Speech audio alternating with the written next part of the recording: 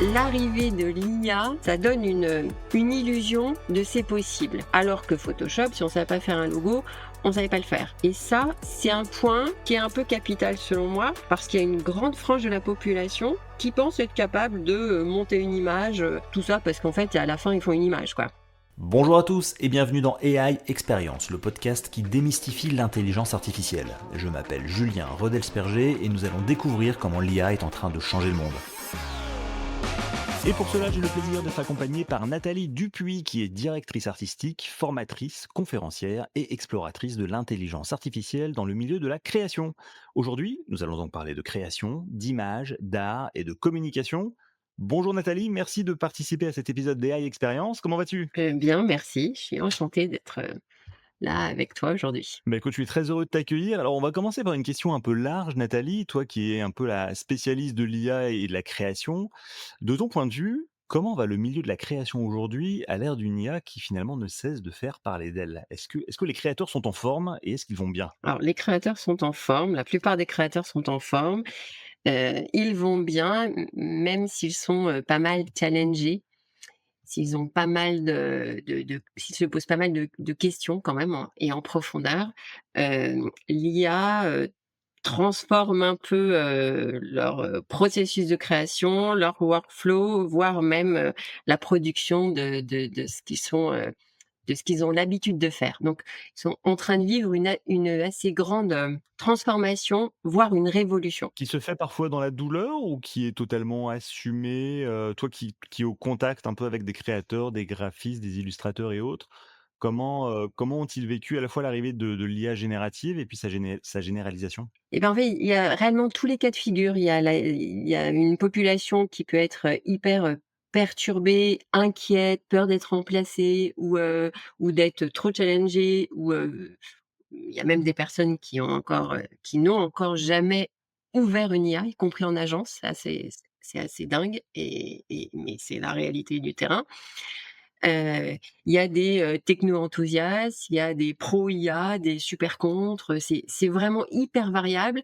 Hem, les la l'appréhension de la technologie est en fonction de, j'imagine, la façon dont on se sent aussi dans son métier à l'instant T. Ça peut être assez perturbant pour certaines personnes qui sont plus en questionnement.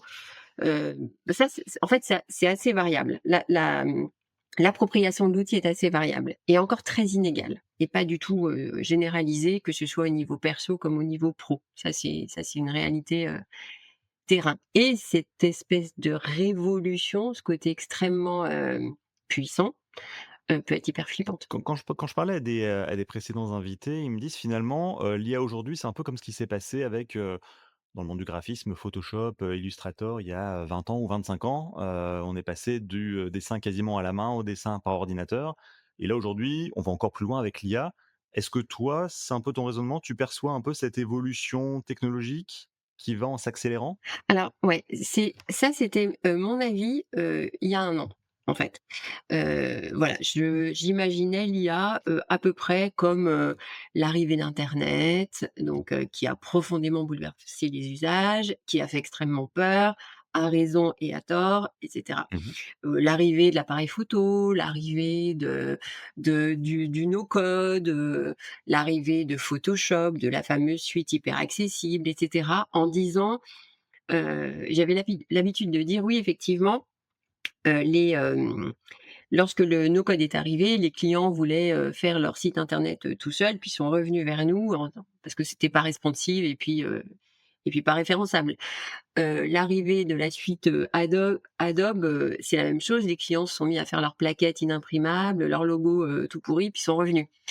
Hem, L'arrivée de l'IA, c'est un peu plus profond que cela, parce qu'en fait, ça donne une illusion de c'est possible. Alors que Photoshop, si on savait pas faire un logo, on savait pas le faire. Si on savait pas faire un site, on savait pas le faire non plus. Si le site était bancal, l'IA donne cette illusion-là. Et ça, c'est un point qui est un peu capital selon moi, parce qu'il y a une grande frange de la population qui pense être capable de monter une image, tout ça parce qu'en fait, à la fin, ils font une image, quoi. Ça veut pas dire que c'est une image aboutie, que c'est une image construite, qu'ils ont tout le référentiel pour le faire. Cette illusion-là, de la même manière que ChatGPT, te donne l'illusion de très bien parler, savoir, avoir un format de texte un peu ampoulé, un peu, mais est-ce que le fond est là? Est-ce que la plume est là? Est-ce que c'est un peu ça qui est un sujet, aujourd'hui quand même, quoi. D'accord. Et alors aujourd'hui, si on élargit un peu le sujet, de ton point de vue, qu'est-ce qu'on peut faire avec des outils d'IA dans le milieu de la conception et de la création artistique? Et à la limite, j'ai envie de dire, qu'est-ce qu'on peut faire et qu'est-ce qu'on peut ne pas faire encore aujourd'hui, en 2024? Alors on peut tout faire. Que ce soit, on a une IA pour nous accompagner à chaque étape. On peut, écrire un scénario avec une IA, on peut, faire un storyboard, monter, créer les plans, faire des images, animer les plans, faire la synchro labiale, faire le chant, faire, les voix, faire les images, enfin, on peut tout faire. Maintenant, est-ce que l'idée, c'est de tout faire de façon basique? Qu'est-ce que je veux dire par là? Moi, je suis pas réalisatrice. Si je fais une vidéo, je fais une vidéo, un peu bien, mais je sais pas faire les plans, je sais pas les enchaîner, je sais pas faire de montage, je sais pas, je connais pas le rythme, je connais rien. Ce qui fait que j'ai l'illusion de faire, mais en fait, je fais, un peu du bidon. Aujourd'hui, on peut donc tout faire de façon, encore une fois, assez, illusoire. Si tu pas bon dans ta technologie, si tu pas expert dans quelque chose, c'est encore assez basique, assez cheap ton résultat. Et c'est là où on a un vrai sujet, de nouveau, c'est qu'on a une quantité d'images, de vidéos, de un peu bullshit en fait, de choses que tout le monde fait. Tout le monde s'amuse un peu dessus, quoi. Et de nouveau, ça fait 2 ans que les IA sont sorties, d'un peu plus de 2 ans, vraiment, donc les gens se sont vraiment emparés du sujet. Je trouve que là, on est arrivé à une telle, facilité technique que les métiers reviennent dans le game. C'est-à-dire qu'aujourd'hui, on a tellement d'IA qui peuvent faire tellement de choses. On a, 50 IA pour créer du visuel, on a 70 IA pour créer de la vidéo. On a une quantité astronomique, en fait, d'outils à chaque étape.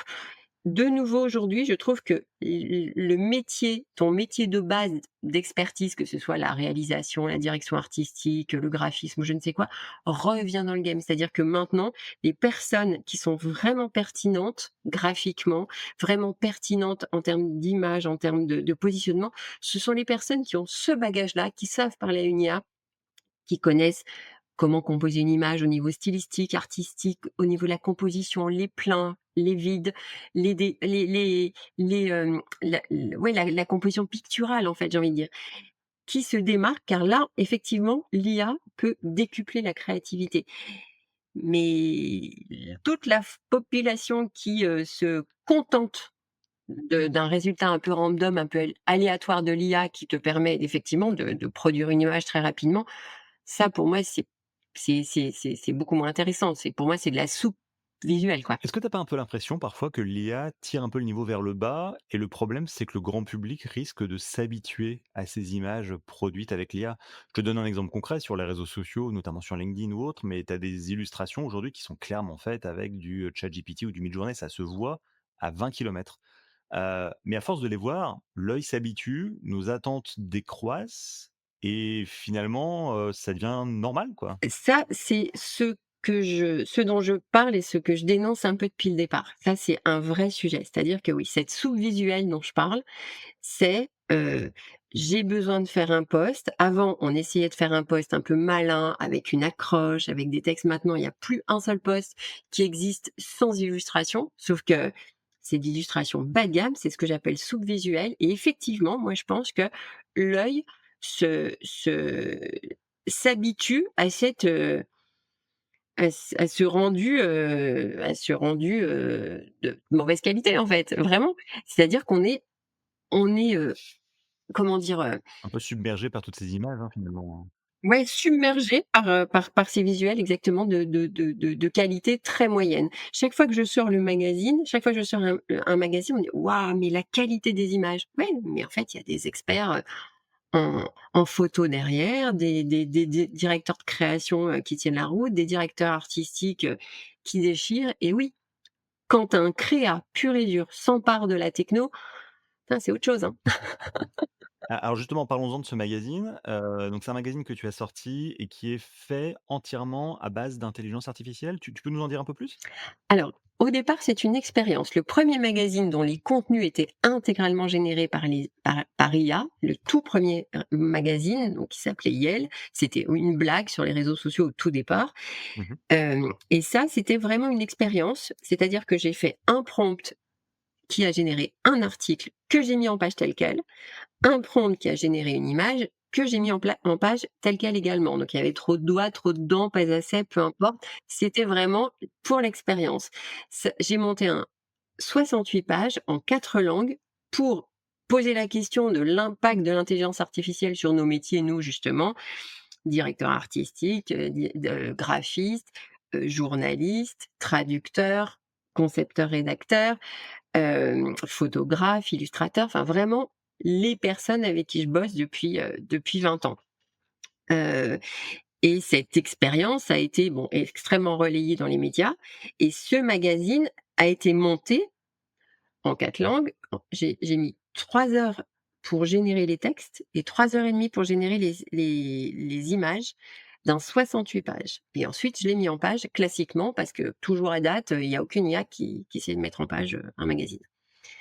Ce magazine est consultable sur mes réseaux. Il est gratuit, c'est une expérience. Je défie quiconque de le lire jusqu'au bout tellement il est casse-pied. En tous les cas, on peut vraiment aller sur du «Où est Charlie?» par rapport au visuel parce que, vraiment, il y a des pépites. Mais moi, c'est l'expérience, c'est savoir en ça c'était en juillet 2023, ce que la machine avait dans le ventre, en fait. Donc c'était ChatGPT et Midjourney.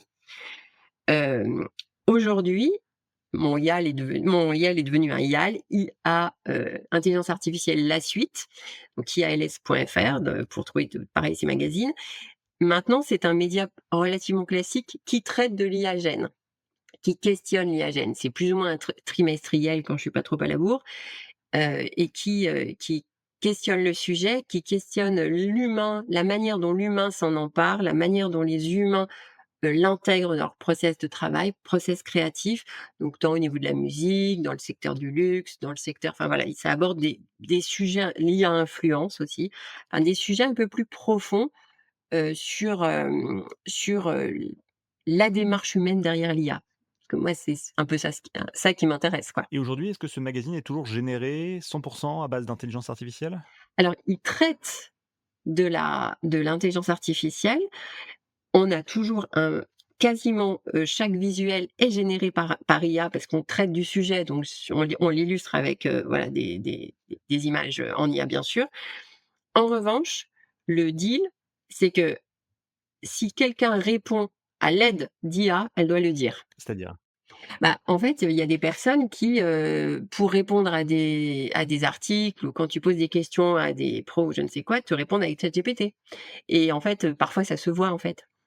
Et ça se sent. Donc le deal, c'est attends, soyons honnêtes, si la réponse est aidée, on va dire, augmentée par IA, c'est il faut le dire, il faut être honnête. Voilà. C'est la seule chose que je demande et j'ai mis un système de pictos pour montrer et pas tromper le lecteur. C'est-à-dire, bah, ça, il y a un petit cerveau quand c'est un cerveau humain et puis un petit picto, d'intelligence artificielle pour montrer ce que le lecteur lit. Parce que par exemple, sur le tout premier numéro de YAL, j'ai interviewé une influenceuse IA, donc une personne qui n'existe pas. Mmh. L'influenceuse s'appelle Anne Kerdy, c'est une influenceuse bretonne et derrière cette influenceuse, c'est Sébastien, 39 ans, finistérien, voilà. Bon, bah, pour cette interview, c'était mon GPTs, le GPTs de mon mag, qui interviewait le GPTs de Anne Kerdy. Bon, bah, pendant 4 pages, c'est du robot qui parle. Waouh! Donc on peut le lire si pour l'expérience, mais si on n'a pas envie, ce que je peux comprendre, je l'indique. D'accord, OK, intéressant. Les Tu soulèves des points, hyper intéressants dans tout ce qui est création assistée par IA notamment, mais des images qu'on voit de plus en plus. Ça fait, des mois, si c'est pas 1 an ou 2 que Meta ou Google disent: «Il faut qu'on trouve des moyens pour flaguer les images qui sont, construites à base d'intelligence artificielle», notamment sur les réseaux sociaux, pour éviter la mésinformation, pour éviter les fake news et cetera. Ça a l'air d'être très compliqué. En tout cas, il y a beaucoup de retard dans ce domaine. quelle est ta vision, toi, de ce sujet, des images et des contenus générés par IA sans que ce soit forcément, indiqué clairement? Alors pour moi, c'est un des sujets, principal aussi, c'est un sujet, carrément capital. Alors ce sujet-là, en France, la législation européenne, l'IA Act, n'impose pas encore, Mmh. ne contraint pas, mais conseille fortement d'indiquer quand c'est de l'IA. Il va y avoir un moment où on sera obligé de le faire. Moi, ça me semble essentiel. Ça me semble essentiel. Les coms que j'ai déjà fait, c'est transparence absolue. On indique, que sur Photoshop, quand les photos sont retouchées, quand elles le sont pas. Bon, bah, voilà, ça fait si on l'utilise tel un outil et qu'on a posé le cadre juridique, dans sa société juridique, légale et cetera pour l'utiliser, on peut l'utiliser selon moi, en toute transparence. Il y a pas de sujet. Mais par contre, il faut l'indiquer, c'est essentiel. Aujourd'hui, on est obligé d'indiquer quand on fait, un deepfake. Alors, il y a des deepfakes qui sont faciles à vérifier, mais aujourd'hui en conférence, je montre que c'est de plus en plus compliqué de voir que c'est de l'IA. Je montre des créateurs, honnêtement, personne n'imagine que ce sont des visuels en IA. Il y a certains points. Donc pour ça, évidemment, il existe des IA qui détectent les IA, hein. On est voilà, sur une espèce de course à l'échalote un peu, hein. L'IA avance, la techno avance au niveau de l'IA, la techno pour, montrer que c'est de l'IA avance aussi, et cetera, et cetera. Il y en a plein qui, qui existent et c'est un vrai enjeu et c'est un vrai enjeu, colossal. Il y a une techno en France qui s'appelle Uncover, qui est, une techno qui n'est qui ne f qui ne fonctionne pas de la même manière qu'une IA, c'est une techno probabiliste. Donc c'est un peu, différent et c'est vrai que c'est une techno qui est intéressante. Mais ça, c'est un vrai enjeu. Moi, pour mon positionnement, c'est d'évidemment le dire. Quand Meta, indique qu'effectivement les images sont, probablement générées par IA, c'est aussi parce qu'eux sont très clairement en train d'entraîner, leur propre IA. Donc en fait, on est sur un positionnement qui est pas aussi clair, forcément que ça. C'est-à-dire que pour l'instant, on t'indique que de toute façon, le contenu que tu as mis sur Meta en public, entraînera aussi les IA de Meta. Est-ce qu'il n'y a pas aussi à un moment donné une zone grise? On parle de Photoshop qui a lui-même des outils d'IA à l'intérieur, leur fonctionnalité qui s'appelle Firefly, si je dis pas de bêtises. Absolument. Donc si tu fais une photo originale dans Photoshop, mais tu utilises Firefly pour l'augmenter, la modifier, voire supprimer des éléments, je rebondis aussi sur Apple Intelligence qui va utiliser des outils pour supprimer des morceaux des photos. Google a fait la même chose, et cetera. Où commence l'IA? Où s'arrête l'IA? Et finalement, est-ce qu'on est très loin des sujets du type, Midjourney ou ChatGPT en termes de création? Il y a plein de questions dans ta question, hein. Je vais essayer d'être claire. Je sais, c'est mon problème. Les sujets tels que les IA entraînées type Midjourney, le débat est un peu différent que, Adobe par exemple, car Midjourney a entraîné son IA sur toutes les données web publiques, sur des billions d'images, clairement, sans autorisation, Mmh. sans se poser de questions. Aujourd'hui, alors ça a questionné pas mal, la presse en a parlé beaucoup. Aujourd'hui, moi je me suis rapprochée dans toute l'expérience auprès de conseils et d'avocats un peu spécialisés en IA, enfin pas un peu, complètement spécialisés en IA. Aujourd'hui, la réponse est alors les données d'entraînement, honnêtement, maintenant c'est un non-sujet. Donc à 2 ans, on est déjà sur l'affaire est classée, c'est un non-sujet parce que de toute manière, on n'aura aucune, vision sur cette opacité-là. C'est fait. Maintenant, il faut partir du principe que Mmh. c'est comme ça un peu. Bon, les gars, on vous a pas payé, ben on vous a pas payé, puis bah c'est comme ça. Pour Midjourney. Un Firefly, c'est un peu différent parce que eux ont entraîné globalement, je dis globalement parce qu'ils ont ouvert à 15-20%, le le champ sur les données web aussi. Mais globalement, ils ont au départ entraîné leur IA Adobe sur leurs propres images, c'est-à-dire les images sur lesquelles ils avaient les droits d'Adobe Stock. Mmh. Or, comme ça tournait un peu en rond cette histoire, bah, ils ont été un peu à un moment donné obligés d'ouvrir aussi l'entraînement sur les données web parce que sinon les générations étaient un peu trop pourries en fait, en vrai. Mais c'est un peu différent parce qu'en fait, il y a quand même une conscience au départ des droits d'auteur. Ils avaient quand même payé les droits d'auteur, aux personnes, heu, dont ils utilisaient les visuels, c'est quand même un point un peu essentiel. Après, concernant la retouche dont tu parles, c'est-à-dire, enlever quelques petits éléments et cetera, ça fait partie d'une retouche d'image, IA ou pas, en fait. Hem, il y a une espèce de le cadre légal d'une image, hem reste le même, encore une fois, IA ou pas.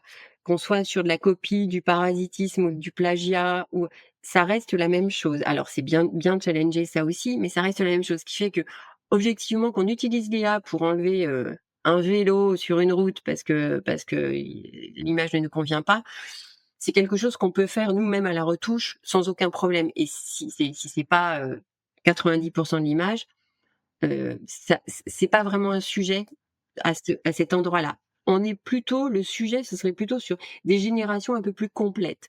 Tout ce qui est IA retouche type Adobe Firefly, c'est pas trop le sujet, enfin d'un point de vue légal en tous les cas. D'accord. Toi, au quotidien, en tant que directrice, artistique créative, quels sont les outils enfin, est-ce que tu utilises des outils à base d'IA? Lesquels et pour quels usages? Alors j'en utilise plein. Alors déjà parce que je suis devenue formatrice aussi, parce que du coup, ça a un peu fait switcher mon métier, de fait. Là actuellement, je remplis plus mes semaines par des formations, que par, mon métier d'avant. Donc là, il y a un vrai changement de cap par rapport à ça. Mais oui, je les utilise de toute façon pour, mes campagnes, voilà. Je les utilise beaucoup dans le processus créatif. Mmh. Je les utilise au final pas encore beaucoup sur un livrable, sur une image en finalité, aussi bien parfois par rapport au cadre juridique que ça nécessite, quand les personnes veulent du photoréalisme, quand, bon, bah, tout ça c'est quand même assez touchy encore au niveau légal. Surtout quand les personnes ne veulent pas de zone grise dont tu parles, ah et ben ça pour l'instant l'IA c'est que de la zone grise donc bah, prenons des photographes et des modèles dans ce cas-là, hein, et puis faisons les photos comme à l'ancienne. En revanche, sur le ping-pong créatif, oui, j'utilise Midjourney sur le ping-pong créatif.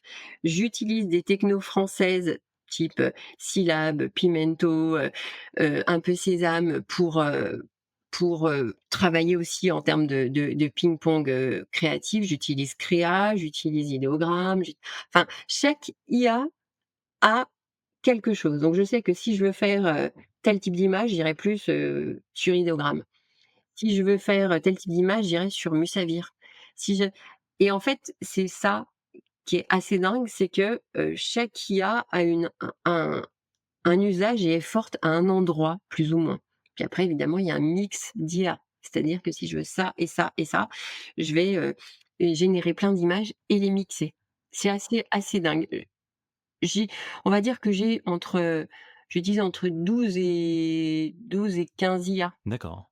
Waouh. différentes OK. et je fais pas de vidéo. Et je sais pas, enfin, comment tu appréhendes les choses, mais ça va tellement vite. Il y a des nouvelles actus quasiment toutes les semaines et parfois on peut avoir un peu ce symptôme du FOMO, le fear of missing out, la peur de passer à côté de quelque chose. Comment est-ce que tu fais toi pour gérer, bah, déjà pour suivre un peu les nouvelles, les actus, faire ta veille technologique et en même temps, ne pas te sentir submergé par, toutes ces actus, ces nouveautés à tester, à essayer? Alors déjà, ce sentiment-là, il y a plusieurs points là-dessus et c'est probablement ce qui explique, mon point de vue là-dessus. J'ai été extrêmement médiatisée avec cette histoire d'expérience et cetera. Ça, c'est un point qui est un vrai point en soi. Je suis contente, de pas avoir 20 ans, d'être structurée, d'avoir, des enfants, ma vie d'avant et cetera, parce que rien que ça, c'est assez étonnant comme expérience. Mais du coup, cette expérience de ultra médiatisation sur un temps très court, en moins d'un an, énormément de presse, de podcasts, d'émissions, de machins, enfin ça a été complètement dingue, Mmh. m'a fait prendre un recul assez rapide et de la hauteur assez rapide et au final, moi, ce qui m'intéresse le plus dans cette histoire, au-delà de tester, c'est de réfléchir sur le sujet. En revanche, pour réfléchir sur le sujet, il faut effectivement tester. Pour contré con con concrètement, j'ai, entre 3 et 5 personnes que je suis et et je suis assez claire, hein, sur les personnes que je suis et je suis leur démarche et je suis leurs newsletters qui sont des pépites chaque semaine ou toutes les 3 semaines pour certains, donc notamment Gilles Guéraz qui a, sa newsletter, hebdo qui s'est concentré sur les métiers de la créa, parce que jusqu'à maintenant, enfin jusqu'à avant septembre, c'était un tour d'horizon un peu global et là, honnêtement, il prenait l'eau, donc il s'est concentré sur nos métiers et c'est super. Et lui, c'est une vraie pépite chaque, vendredi et parfois le samedi quand il est à la bourre et le big recap d'Emmanuel Vivier du Hub Institute. Et ça, c'est pareil, là, ce matin, il est sorti, c'est 136 news sur les 3 semaines qui viennent de passer. Alors là, je balaye et je prends ce qui m'intéresse. Mais heureusement qu'il y a des gens qui font cette veille-là, qui ont, je sais pas, des petits bras, qui sont Shiva, qui sont 12 dans leur tête. Je sais pas comment ils font réellement. Alors si je les connais un peu, mais c'est un peu délirant. Et puis moi, je suis formatrice, mais comme je m'aperçois que les personnes que je forme la plupart du temps n'ont pas touché une IA, objectivement, si je suis, en retard de 3 semaines ou un mois, honnêtement, personne ne s'en rend compte. Alors moi, je peux pas réellement me permettre d'être autant en retard parce qu'après je suis plus, donc je remets à jour mes slides environ, comme tous les formateurs, toutes les semaines. Parce que ça il y a trop de choses qui ont avancé. Et moi, j'ai arrêté de tester tout ce qui est vidéo. Je suis pas, réalisatrice, donc j'arrête. En revanche, je me concentre sur les images et sur les IA d'images uniquement qui sont pertinentes dans le milieu professionnel. Donc ça réduit quand même. Donc je suis niche dans la niche. D'accord. Tout à l'heure, tu parlais de cette médiatisation intense, que tu as vécue dans un laps de temps assez court. Qu'est-ce qui s'est passé dans ta tête, dans ton esprit, quand tu as commencé à être vraiment ultra sollicité? Est-ce que tu t'es dit: «Ça y est, je suis une influenceuse, c'est génial, j'ai réussi»? Non, j'avais plutôt envie de me terrer dans mon lit et de plus allumer mon ordinateur pour être honnête. C'était pas trop ça. C'était pas trop ça que j'ai vécu. Ça m'a complètement fait flipper. Ouais. J'ai, c'était beaucoup trop de sollicitations. Répondre à 3 messages par jour, bah, c'est OK, mais quand c'est 80, Waouh, ah oui, d'accord. comment ça se passe? Qu'est-ce qu'on fait? Et par tous les réseaux, par tous les enfin, il y a eu un moment, ça a été, assez particulier. Donc, j'ai plutôt, décidé de partir en vacances, voilà, de me recentrer sur mes enfants, la vie de famille et cetera et de réfléchir à et de remettre de la distance là-dessus. En me disant: «Bon, OK, maintenant je m'aperçois que quand je fais un post, bon, bah, ça a un peu plus d'impression qu'il y a ne serait-ce qu'un an, parce que je suis passée de 1000 abonnés à quasiment, 5000 ou non, là j'ai passé la barrière des 5000 maintenant, Mmh. en moins d'un an. Ça a été assez fulgurant. Mais encore une fois, faut pas se tromper. C'est-à-dire que, je prends la parole. Aujourd'hui, heu, j'ai du recul sur le sujet, c'est-à-dire que j'ai fait du personal branding. Je prends la parole en léopard parce que ça me fait marrer, parce qu'il y a peu de femmes dans la tech, parce que j'ai j'ai brandé tout ça, en fait. Aujourd'hui, alors, concrètement, mettre une veste léopard pour prendre la parole ou une combinaison léopard parce que du coup, je me fais un peu plaisir, c'est quoi? C'est mettre une armure. C'est-à-dire que quand je prends la parole, j'ai pas de question à comment je m'habille le matin pour prendre la parole, c'est fait et à la fois, c'est, hop, ça y est, là, j'ai mis une sorte de costume, et je monte sur scène, pour, raconter ce que j'ai à raconter. C'est vraiment un système d'armure, mais c'est aussi des petits tips, parce que en vrai, parler devant, 10 personnes, c'est une chose, 30 c'est personne, mais je suis allée jusqu'à 480. Il y a rien de normal là-dedans, quoi. Et du coup, c'est vrai qu'il faut avoir un petit rituel. Donc moi, je me pars de léopard et alors il y a une blague là-dessus, hein, mais en tous les cas, ça me permet d'être légitime enfin de me sentir légitime et c'est mon petit rituel de concentration. Et ben, j'ai oublié la question. Non, c'était juste simplement, c'est pas grave. C'était simplement pour savoir comment quel impact ça avait eu sur ta vie, comment tu t'y étais préparé et puis, en quoi ça avait changé, tes habitudes professionnelles? Alors ça a bouleversé mes habitudes professionnelles parce que je me suis mise à vraiment, bah, me déplacer, beaucoup plus, avoir, du job dans tous les sens. Bah, du coup, j'avais déjà monté un pôle de compétences, ça fait 20 ans que j'ai un pôle de compétences donc ça, bah, du coup, je donne un peu du boulot, Mmh aux mh. copains comme je faisais avant, quoi. à beaucoup plus prendre la parole et puis à en public et faire des formations. Il y a pas mal de choses qui ont changé et enfin médiatisation ou du moins le fait d'être visible sur les réseaux fait que, bah, après, je remplis mes, formations avec un post, quoi. Enfin, Ouais. c'est hyper facile, hyper rapide. Donc ça, c'est vrai qu'il y a quand même des avantages. Mais c'est un peu flippant. Moi, j'ai surtout pensé aux personnes qui sont très jeunes, qui sont pas encore bien structurées et qui, démarrent avec un truc, et encore, en termes d'ultra médiatisation, on est bien tranquille, c'est juste LinkedIn et je suis pas Madonna. Donc voilà, Mmh. on faut, quand même, repositionner les choses, quoi. Aujourd'hui, qui assiste à tes formations et qu'en attendent-ils? C'est quoi les problématiques qui reviennent ou les craintes s'il y en a? Alors, j'ai 3 publics. J'ai des annonceurs, donc les équipes créatives d'annonceurs. J'ai des agences de com, les équipes créatives et des indépendants. Là, moi, je veux faire des groupes d'indépendants, pour pas qu'ils soient, à la traîne sur le sujet. Donc j'ai diviser mes prix par rapport à ce qui se fait par 3 Mmh. pour que les indépendants puissent prendre le train en marche. Parce qu'en fait, ils sont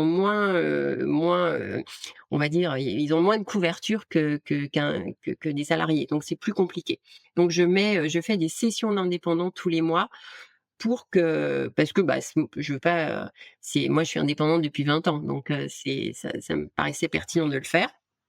Donc c'est globalement des créatifs, pour les indépendants, mais ça va, styliste, designer, architecte d'intérieur, graphiste, DA, j'ai des infographistes, j'ai eu un paysagiste, incroyable. Moi j'ai dit: «Bah non, ma formation va pas être, pour vous». Si, si, parce qu'en fait, il fait tous ses pré-projets, comme l'IA connaît très bien les plantes, il fait tous ses pré-projets. C'est assez dingue, enfin, j'aurais jamais imaginé. J'ai eu une tatoueuse, enfin j'ai plein de personnes qui sont créatifs à un endroit et c'est assez intéressant. Et les sujets qui reviennent de ces formations, c'est quoi alors? De quoi tu parles et quelles sont les questions qui reviennent le plus souvent? Essentiellement, comment vendre une image, le cadre légal pour vendre une image. Parce que ça, c'est un des points, ils ont assez rapidement compris que cette histoire de droit d'auteur et de propriété intellectuelle, c'est un sujet un peu touchy. Comment on se débrouille dans tout ça? C'est pas anodin. Donc il y a un petit peu un cadre à imaginer, à comprendre. Donc ça, c'est un des points. Les points, c'est, waouh, on en est déjà là, parce que du coup après la la phase d'acculturation avec un panorama, de tout ce qui se fait. Alors là, pour le coup, c'est le sujet qui est enfin, dans mes slides, c'est ce qui est le plus à jour, puisque ça, c'est, le thème des prises de parole en public aussi. Mmh. Bah, en fait, c'est assez varié et en fonction des personnalités, bah, il y a tout type de réaction.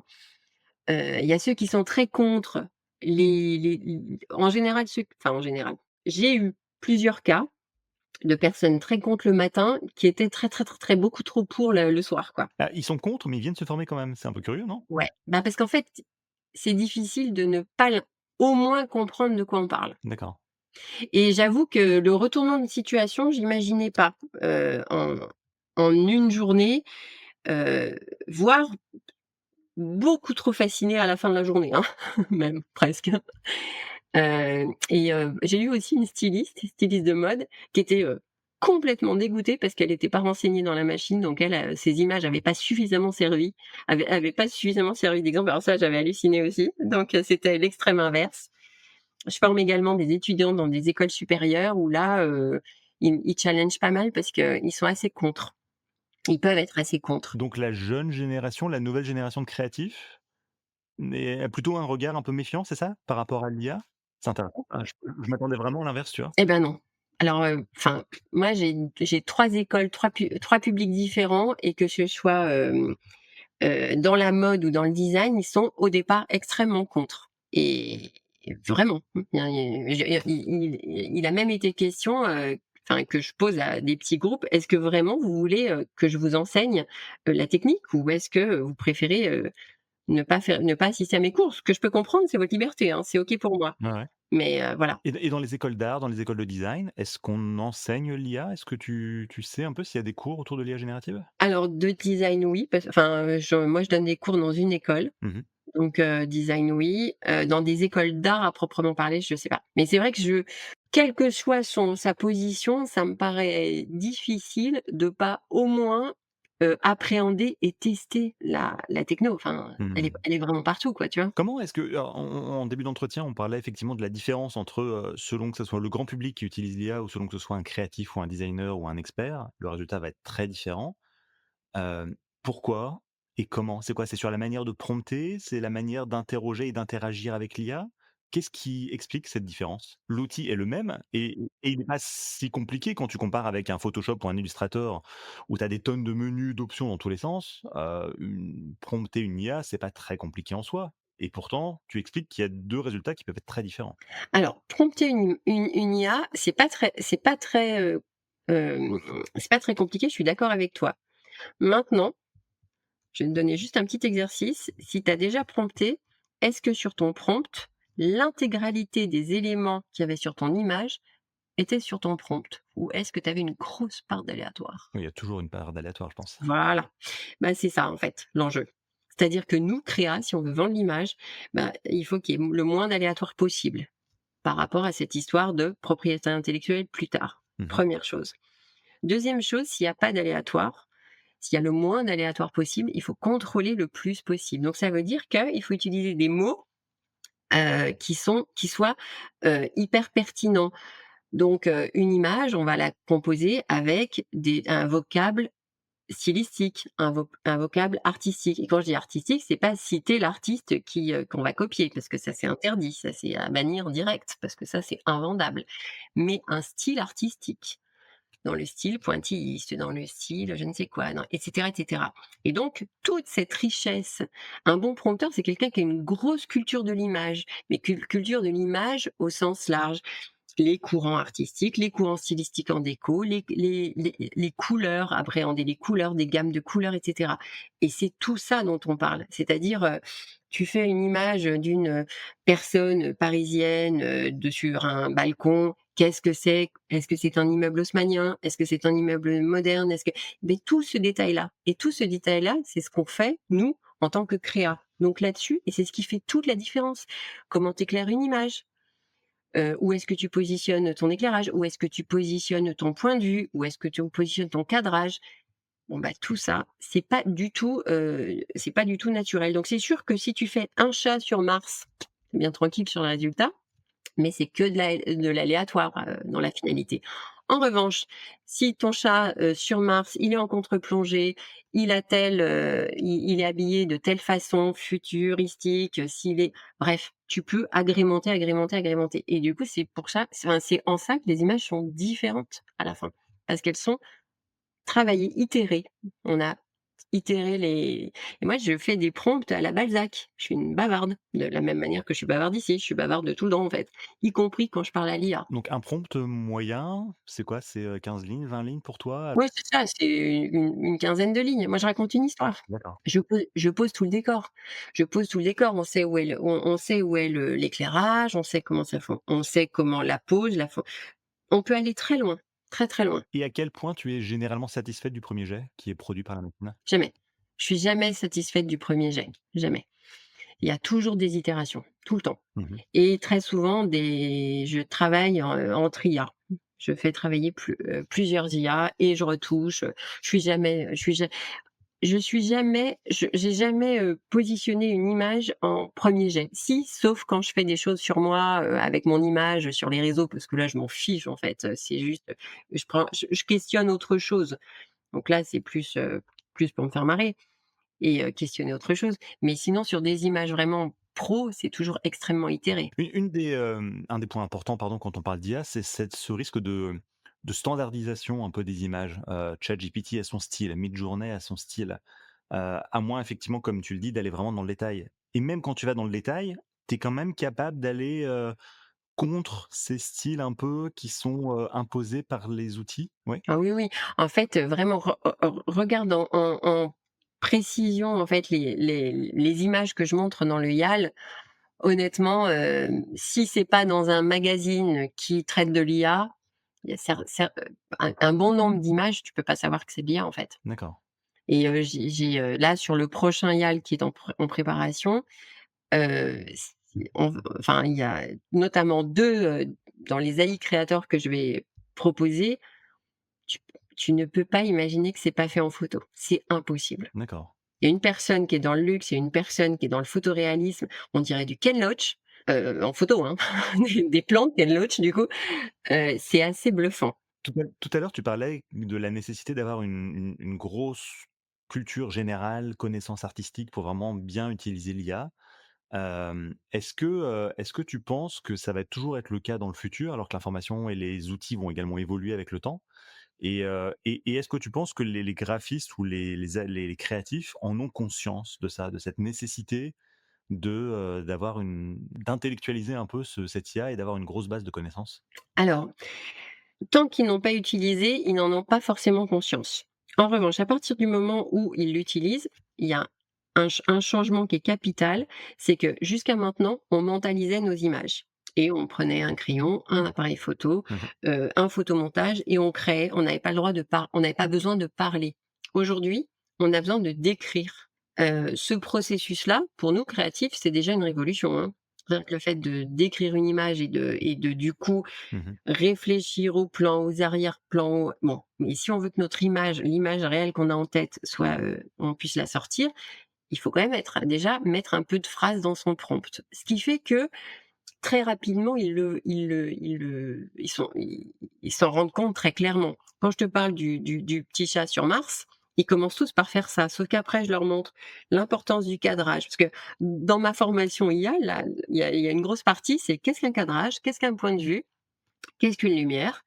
Qu'est-ce qu'une gamme colorimétrique? Mais ça, c'est un peu les fondamentaux, ça, c'est un peu quelque chose que tous les créatifs devraient connaître, non? Mmh, et ben, c'est bien de leur rappeler. C'est bien de rappeler que pour bien prompter l'IA, ils ont les fondamentaux, c'est pas le problème. Mmh. Simplement, pour bien prompter l'IA, bah, il faut s'en servir. Faut pas C'est pas, un chat sur Mars. C'est le chat en contre-plongée avec une lumière rasante, nin et tu décris tout ça et là, tu as une image qui devient fantastique de ton chat sur Mars. C'est Alors un oui, exercice qui est hyper compliqué de se dire, tu as une image dans ta tête, tu mentalises quelque chose et il faut la transcrire en mots, en plus parfois en anglais parce que tous les outils sont pas très bons en français. en anglais obligatoirement. Ouais, c'est ça, c'est une usine à gaz, quoi. Ben oui, mais c'est ça en fait d'être prompteur. Enfin, tu Mmh. pas le choix ou alors effectivement, encore une fois, tu fais un chat sur Mars et tu postes ça sur LinkedIn et c'est tout pourri. La question de la langue d'ailleurs, on en parle à l'instant, est-ce que c'est important parce que tous les créatifs maîtrisent pas forcément l'anglais, mais pourtant faut prompter en anglais, tu pas le choix, c'est ça? Tu pas le choix. Tu peux pas demander à ChatGPT de faire un prompt en français, de le traduire en anglais et de le réinjecter ailleurs? Ça fonctionne quand même? Ah si, si, tu peux. Ah bah, bien sûr. En fait, il y en a assez peu qui ont eu un anglais suffisamment, précis et suffisamment à moins que tu sois, anglais, natif. Mmh. Honnêtement, tu prompteras mieux dans ta langue natale et derrière, tu le traduis. Tu le traduis par une IA, par DeepL, D'accord. évidemment. Mais oui, il y a un petit mais à part dans la déco, parce que la déco, que tu promptes en français, en italien ou en anglais, le résultat est le même.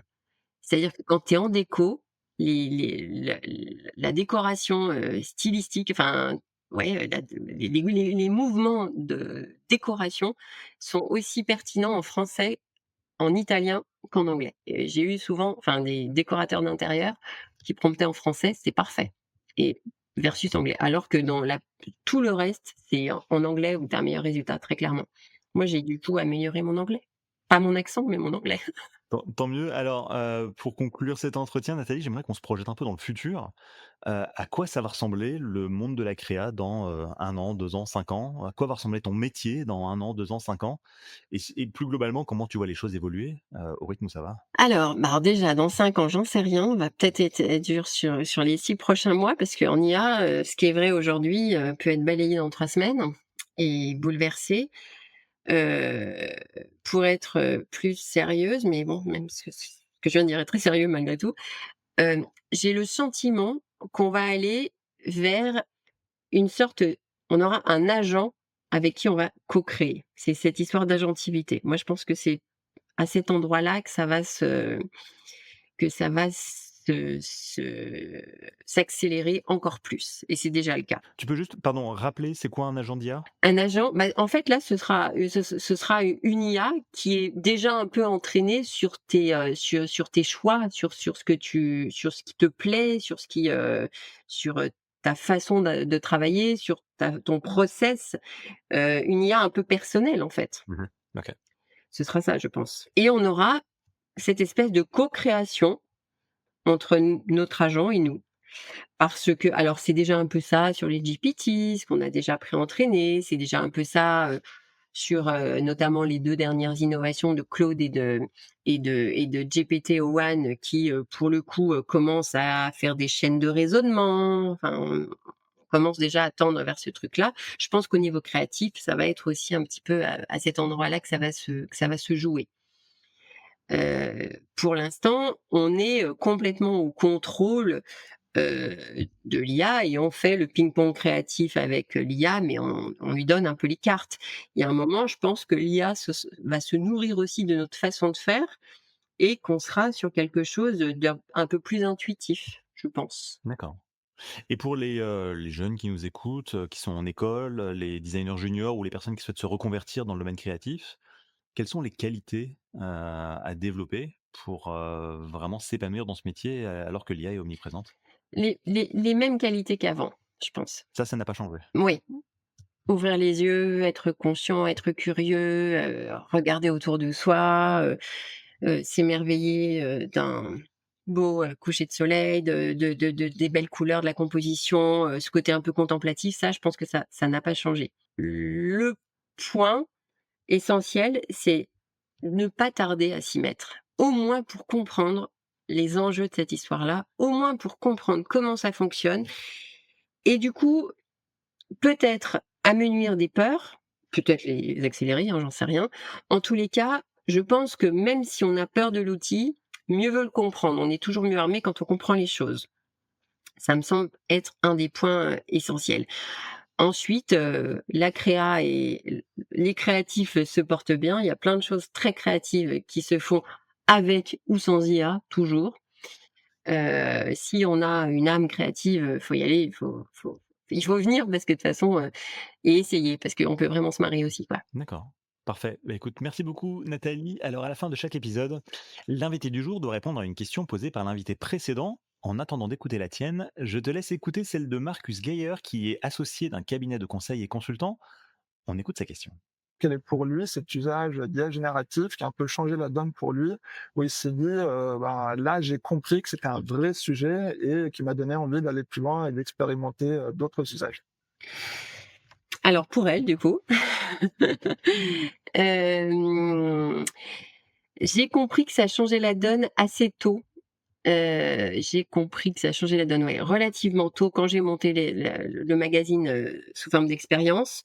Cet aspect, un peu révolutionnaire d'un point de vue, autant, sociétal que graphique, que philosophique, que éthique, je l'ai compris au final assez tôt. Enfin, je l'ai intuité assez tôt. C'est bien pour ça d'ailleurs que je me suis intéressée au sujet et que j'ai voulu questionner, les métiers de mon environnement. Objectivement, je n'imaginais pas être la première au monde à faire cette expérience. Mhm. Je n'imaginais pas, encore, donc 1 an et demi après qu'on soit que 2 en France à avoir un magazine, que le 3e magazine était le 3e magazine est en Italie et le 4e est en Australie, en fait. J'imaginais pas que la question que je me posais aurait un retentissement aussi colossal.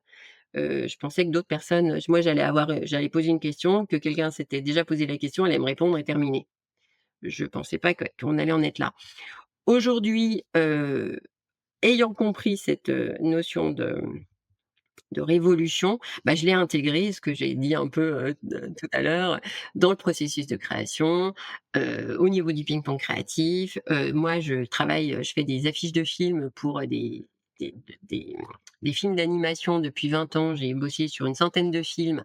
Bon, bah, j'avoue que le remplissage, automatique de Firefly, pour générer des bords perdus, pour que ça puisse être imprimable, je l'utilise, tous les jours. Il y a plein de petites choses sur lesquelles je gagne du temps aussi au niveau, professionnelle et personnelle. Par contre, je suis très, très, très vigilante sur la donnée de mes clients, les données de mes clients, mes données perso. Ça, je suis très vigilante là-dessus. Tout à l'heure, tu disais que, aujourd'hui, c'est quoi? En répartition dans ton métier, entre ton travail créatif et ton travail de formatrice, c'est quoi? C'est du 50-50 ou ça a vraiment, Alors ça dépend des mois. Ça dépend des mois. Si, le mois d'octobre, il a été un peu chargé, on va dire que c'était, 60-40. 40, mon métier de graphisme et 60, de de formation. Novembre, c'est du délire, donc je pense qu'on va être sur du 80-20, 80 formations. Mmh. d'accord. Donc tu passes aujourd'hui quasiment, enfin, en gros, en moyenne, 70 à 80 de ton temps à faire de la formation? En ce moment, c'est vraiment beaucoup la formation, mais vraiment. C'est le besoin, c'est-à-dire que toutes les personnes qui ont commencé il y a un peu, longtemps, c'est-à-dire il y a 1 an et demi, hein, voilà, ou 2 ans, on est tous très, très pris au niveau de la formation. C'est en ce moment que les gens commencent à comprendre, vraiment, annonceurs comme indépendants, comme, agences de com, l'urgence de se former pour pas faire nimp. Mmh. Donc quand tu te retrouves face à ton ordi, finalement, c'est le côté un peu ressourçant, c'est ça? Ouais, j'adore me retrouver tranquillement face à mon ordi pour être, un peu tranquille, en fait. C'est ce qui est pas plus suffisamment le cas. Parfait, très bien. Bah, écoute, merci beaucoup Nathalie. Alors à toi à présent, quelle question est-ce que tu aimerais poser au prochain invité? Alors ma question est la suivante, c'est: quel est votre avis à court ou moyen terme sur l'agentivité ou la multi-agentivité? D'accord, parfait. Eh bien, écoute, merci beaucoup Nathalie Dupuis. Je rappelle que tu es directrice artistique, formatrice, conférencière et exploratrice de l'intelligence artificielle. Merci d'avoir participé à ce podcast. Merci à toi Julien, c'était un plaisir. Si vous avez aimé cet épisode, n'oubliez pas de vous abonner à l'émission sur votre plateforme de podcast préférée. Votre soutien compte et vos commentaires peuvent aider à partager cette expérience avec d'autres. Vous pouvez aussi visiter le site web ai-experience.io pour aller plus loin. À très vite pour un nouvel épisode.